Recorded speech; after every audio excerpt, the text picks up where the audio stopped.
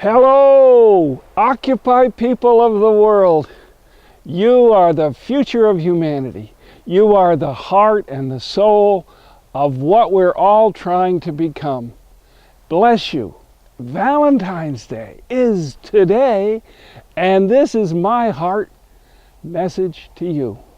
It's a great big thank you, all about love. Because love, dear ones, you can't send anyone to do your loving for you. It isn't about representative democracy. It's about your kind of democracy, namely, everybody is equal. Everybody votes with their life.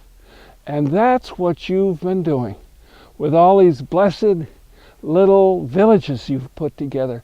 You are the future of human community. And we have nothing, those of us who've been among you have nothing to say but thank you, we love you. And that's why you're getting a Valentine today. Yes.